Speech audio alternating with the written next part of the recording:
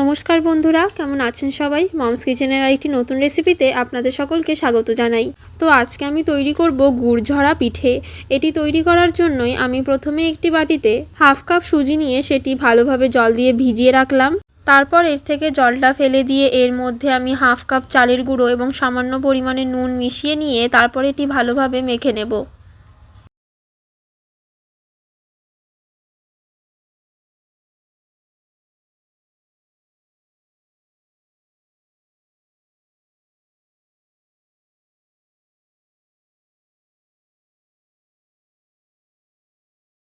এটিকে হাত দিয়ে ভালোভাবে মেখে নেওয়ার পর এর একটি ডো তৈরি করে নেব। তারপর আমি এভাবে অল্প অল্প করে নিয়ে গুলি তৈরি করে নেব। এবারে এর মধ্যে আমি সামান্য পরিমাণে সরষের তেল মিশিয়ে নেব।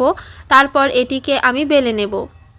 এভাবে এগুলিকে একটি একটি করে বেলে নেওয়ার পর এগুলির মধ্যে আমি এক এক করে গুড় দিয়ে নেব। তারপর এগুলিকে এভাবে বন্ধ করে দিয়ে হাত দিয়ে চেপে চেপে নিয়ে আবার একটি এরকম শেপ দিয়ে নেব।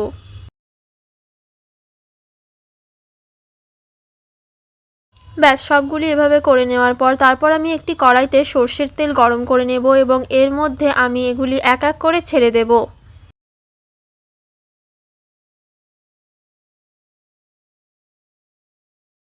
এভাবে এপাশ ওপাশ লাল লাল করে ভেজে নেওয়ার পরই তৈরি হয়ে গেল আমাদের গুড় ঝরা পিঠে। রেসিপিটি যদি আপনাদের ভালো লাগে তাহলে অবশ্যই বাড়িতে একবার ট্রাই করবেন এবং আমাকে কমেন্টে জানাতে ভুলবেন না যে আপনাদের কেমন লাগলো।